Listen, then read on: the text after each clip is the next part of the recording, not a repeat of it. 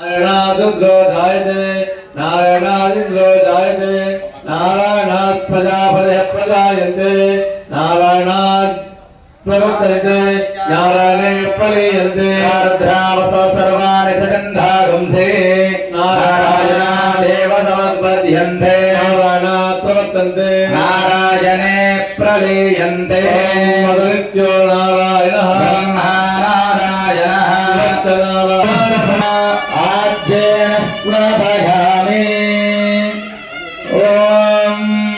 शुक्रमसि ज्योतिरसतेजोऽसि देवावस्सविजात् पुनः तस्मचित्रेण पवित्रेण वसो सूर्यस्य हशिनिभिः अनुश्वधमावहमाभयस्व स्वाहा गृहपोहिष्ठामयो भुभस्तानभावः शिवतमानसस्तस्य भाजयते हरः मातरः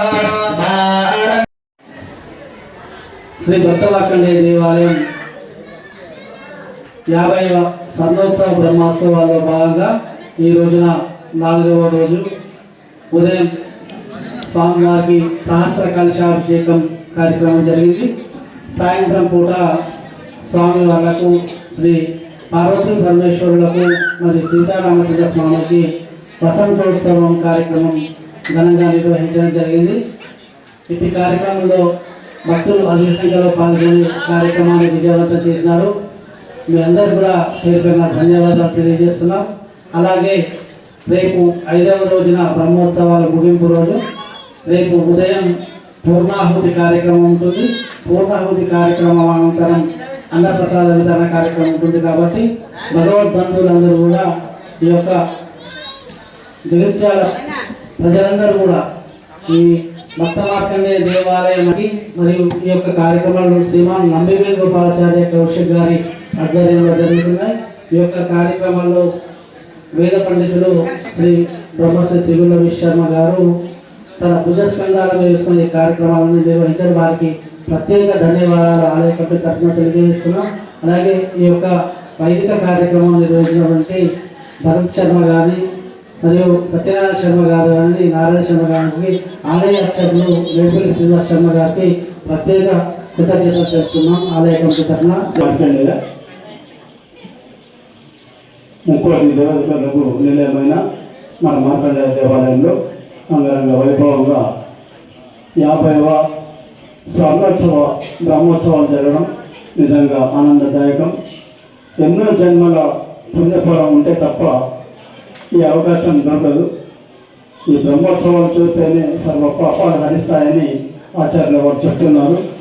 ప్రముఖ జ్యోతిష పౌరాణిక వేద పండితులు సభాపతి బ్రహ్మశ్రీ తెగుల విశ్వశర్మ గారు మనకు ఒక దైవ సమానుడుగా ప్రతి కార్యక్రమాన్ని జైత్యాపట్నంలో నిర్వహిస్తున్నారు.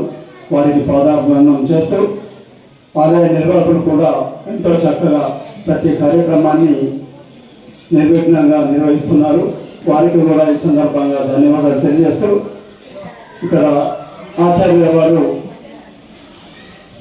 దేవాలయ ప్రముఖ అర్చకులు మేడిపల్లి శ్రీనివాస్ శర్మ స్ఫటిక సంకాశం శుద్ధ విద్యా ప్రదారకం శుద్ధం పూర్ణం చిరానందం సదాశివమహం భజే.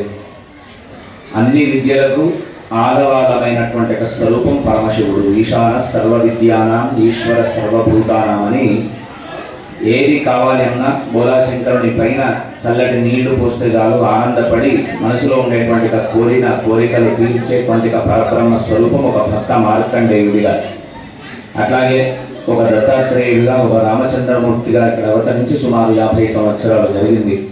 ఆ 50 సంవత్సరాల్లో ప్రతి సంవత్సరం జరిగేటువంటి ఉత్సవం దినదినాభివృద్ధి జరుగుతుంది.